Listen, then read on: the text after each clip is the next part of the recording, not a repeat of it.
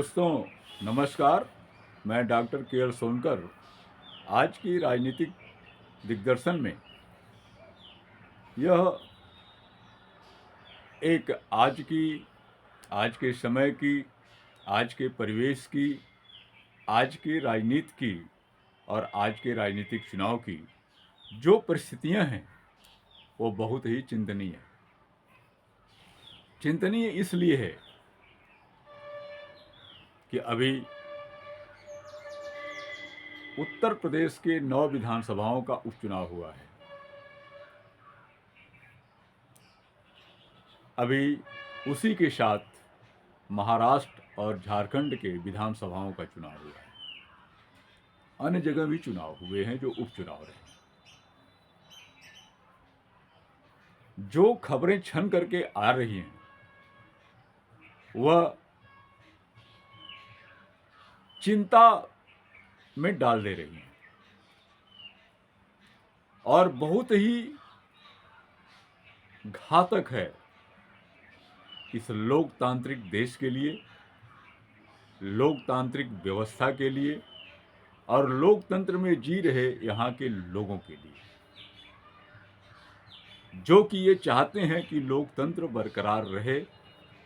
उनकी तमाम सारी जो सुविधाएं हैं, जो कानूनी व्यवस्था है, वह उनका साथ देती रहे।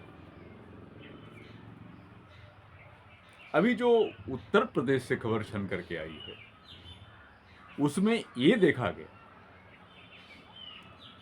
कि प्रशासनिक तौर पर उनको इतनी छूट दी गई कि एक समुदाय विशेष को वोट नहीं देने के लिए तमाम तरह से परेशान किया गया। रिवाल्वर तान ली गई, गालियां दी गई, भगा दिए गए। और यह जो वर्ग था निशाने पर इस उत्तर प्रदेश के उपचुनाव में, वह अल्पसंख्यक समुदाय रहा। तमाम वीडियो सोशल मीडिया पर वायरल हो रही। इसमें कुछ पुलिस विभाग को चुनाव आयोग ने सस्पेंड भी कराया है, किया भी है। फिलहाल यह मजबूरी रही होगी, जबकि यह देखा जा रहा है कि चुनाव आयोग शासन के मंशा के अनुरूप ही काम कर रहा है। क्या अब ये सोच लिया जाए कि अभी वर्तमान सत्ता के निशाने पर अल्पसंख्यक समुदाय है, क्या भविष्य में अब दलित समुदाय भी होगा? जब पूरे देश में फैले हुए अल्पसंख्यक समुदाय के 18% लोगों के साथ ऐसी प्रक्रिया हो सकती है, तो फिर 22% दलितों के साथ क्यों नहीं हो सकती?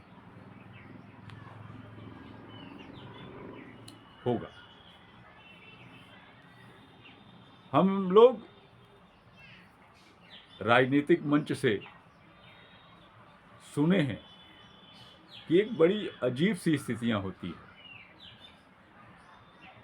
किसी को टारगेट पर लेना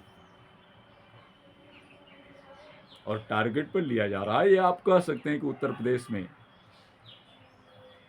शासन की मजबूरी हो सकती है। मरता क्या न करता, कर सकता है, लेकिन यह एक प्रयोग है। उत्तर प्रदेश का प्रयोग बहुत जगह अपनाया जा रहा है। तो आइए थोड़ा से महाराष्ट्र में चर्चा कर लें। महाराष्ट्र में तमाम जो विकृतियां सामने आई है चुनाव के पहले, पैसे, एक वोट के बदले कई हजार रुपए, यह शासन सत्ता बचाने की वहां की अपना प्रयोग है। जो प्रयोग हो सकता है कि झारखंड में न चल पाया, नहीं चलेगा, ऐसा भी हो सकता है। तो वो चुनाव की स्थिति ये है। इसमें आम मतदाताओं में यह बात दलित को भी सोचने की आवश्यकता है कि कहीं अगला निशाना वे लोग तो नहीं हैं जो चुनाव तो होंगे, वोट तो पड़ेंगे, लेकिन उन्हें वोट से रोका जाएगा। और अब तक तमाम परिस्थितियां, तमाम परिप्रेक्ष्य ये कहते हैं कि दलितों को ऐसे भी वोट देने से रोका जा रहा है, रोका गया है, कई बार रोका गया है, मार के भगा दिया गया है, मारपीट हुई है, खून खराबा हुआ है, मर्डर हुए हैं। इस समय थोड़ी सी वो परिस्थितियां कमजोर हुई है तो अल्पसंख्यकों की तरफ वो रास्ते घूम गए हैं। इसलिए पूरे देश के पूरे लोगों को, मतदाताओं को यह सोचने की आवश्यकता है कि ये जो हर बार चुनाव में नए नए प्रयोग हो रहे हैं, जहां 2014 में चुनाव के दरमियान ईवीएम को हैक होने की बात सामने आई, 2019 के चुनाव में जहां ईवीएम को बदलने की बात तमाम तरह से छन करके आई, 2024 में तमाम तरह के ईवीएम से लेकर के तमाम, जहां 99% ईवीएम चार्ज पाई गई, और अब आगे क्या यही होगा कि विरोधियों को वोट देने से रोक दिया जाएगा? और मुख्य रूप से अभी जो अल्पसंख्यक सामने हैं, बाद में दलित सामने आ जाएंगे, क्योंकि दलित की राजनीति अलग है। और जो दलित मनवादी व्यवस्थाओं के साथ हैं, वो तो कभी भी किसी भी रूप में दलितों का भला, यानी अपने समाज का भला तो कर ही नहीं सकते। राजनीति में ऐसे भी अल्पसंख्यकों की संख्या घटी है, क्योंकि वहां किसी रिजर्वेशन का प्रावधान नहीं है। दलितों के लिए प्रावधान है, लेकिन जो लोग शासन सत्ता में पहुंच रहे हैं, विधायक हैं, सांसद हैं, मंत्री हैं, राज्यसभा के सदस्य हैं, वो किस विचारधारा के हैं, सवाल ये उठता है। क्योंकि वे जानते हैं कि कोई अंबेडकरवादी जीत के आ गया, कोई समाजवादी जीत के आ गया, कोई मार्क्सवादी जीत के आ गया, तो वो अकेला ही सब पे भारी पड़ सकता है। इसलिए उसी वर्ग से अपनी समझ के लोगों को मलाई चाटने के लिए तैयार कर लेते हैं, और हो रहे हैं। तो ऐसे लोग जो दलित वर्ग से हैं, अल्पसंख्यक वर्ग से हैं,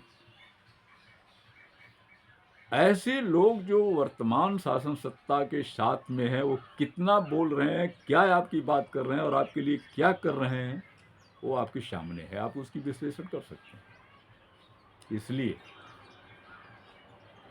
सभी को सावधान रहने की जरूरत है कि अगले निशाना, और मुख्य रूप से अंबेडकरवादी, मुख्य रूप से मार्क्सवादी, समाजवादी, इन लोगों को, और जागरूक जो लोकतंत्र में जीना चाहते हैं, ऐसे मतदाताओं को